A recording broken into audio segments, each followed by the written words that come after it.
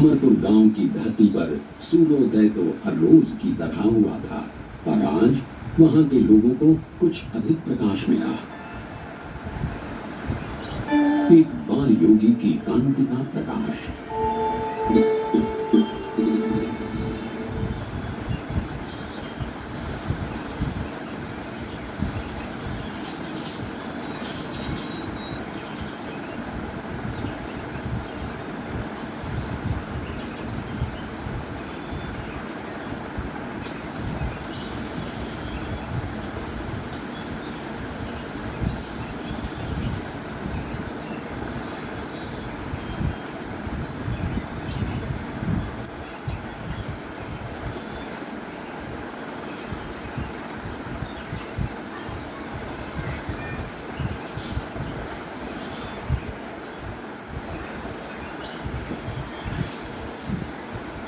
प्रसाद के लिए धन्यवाद। अब मुझे आगे जाने की अनुमति दीजिए। बाल योगी, अगर आप लंबी यात्रा करके आए हैं तो आज के दिन यहीं रुककर विश्राम करके जाइए। अभी तो मेरी यात्रा आरंभ हुई है और मुझे बहुत लंबी दूरी तय करनी है। जैसा आप उचित समझें।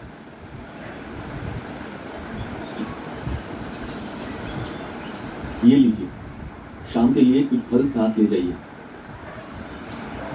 सुबह शाम की चिंता करनी होती तो संसार का त्याग ही क्यों करता। जो जीवन के अगले पल देंगे वे ही पल पल के लिए सब कुछ देंगे।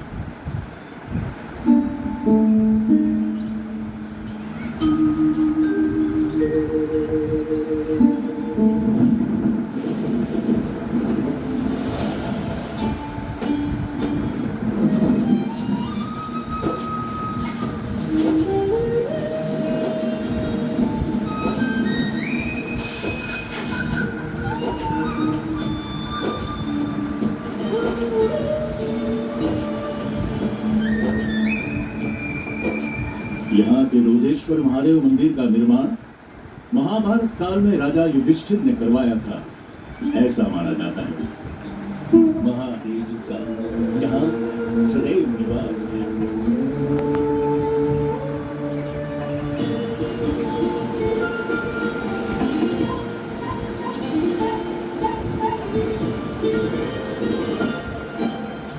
निडर, निशंक और निश्चल गति से अविरत यात्रा कर रहे नीलकंठ वर्णी की जीवन शैली एक योगी की परिभाषा को जैसे उन्नत कर रही थी। जो कुछ भी भोजन मिले उससे निर्वाह कर लेना उनकी आदत बन चुकी थी।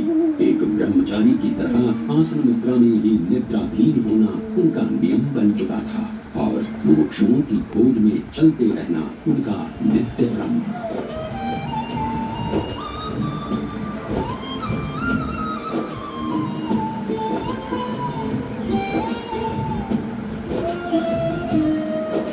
नैमिषारण्य की धरती पर जब नीलकंठ वर्णी का आगमन हुआ तब उनकी भेंट वहां वर्षों से योग साधना कर रहे मुनिगण से हुई।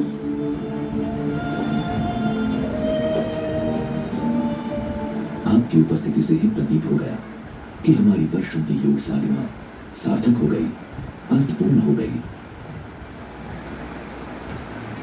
योग साधना की अर्थपूर्णता तब होती है जब योगी ब्राह्मी स्थिति को प्राप्त कर प्रत्यक्ष परम ब्रह्म में जुड़ जाए, ऐसा भगवद गीता में कहा गया है। ऐसी ब्रह्म स्थिति के लिए कठिन से कठिन योग साधना करने के लिए हम तैयार हैं। उसके लिए सर्वप्रथम अपनी आत्मा, ब्रह्म और परम ब्रह्म के स्वरूपों की भिन्नता को यथार्थ रूप में समझना आवश्यक है। हमने इतनी साधना की किंतु आज तक ऐसा कुछ तो सुना ही नहीं।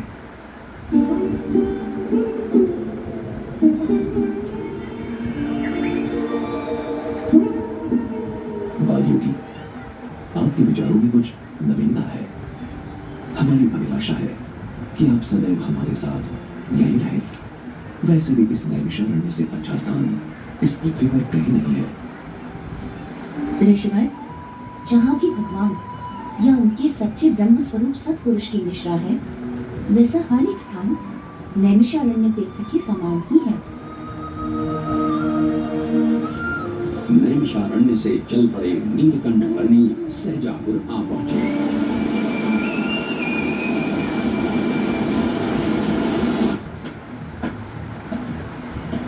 देखो वो कौन कूद रहा है।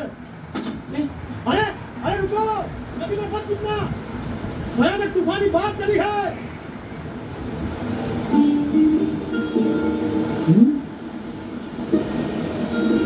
अरे कूदे तब मर जाओगे, वापस आओ, रुक जाओ, ठहरो, मर जाओगे। लगता है पानी के भंवरों ने उसे खींच लिया, डुबो दिया। इतनी भयानक बाढ़, उसका जीवित रहना असंभव। मर गया बेचारा। कहाँ गया वो बच्चा? कहीं नजर नहीं आ रहा।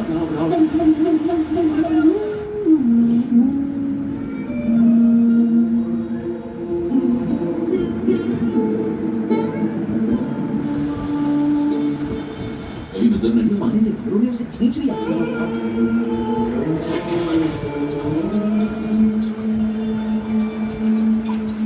भयानक बाढ़ में उसका जीवित रहना असंभव। ये कैसे बच गए?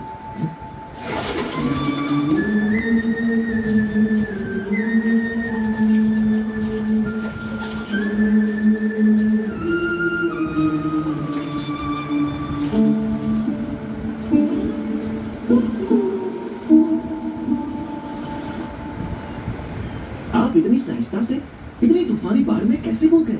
आपको डर नहीं लगा? भीतर की शांति ऊपर के तूफानों को भी शांत कर देती है। ऊपर के तूफानों से डरोगे तो भीतर की शांति कैसे पाओगे?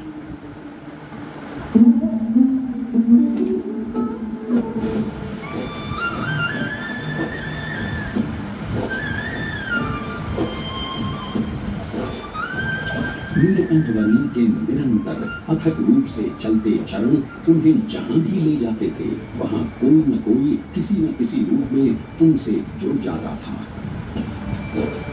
बरेली गांव में भी कुछ ऐसा ही हुआ। अरे पिछले साल तो इतनी बाढ़ आई थी कि गांव के सारे घरों में पानी घुस गया था। यहाँ तक कि हमारे खेतों में भी फसल बर्बाद हो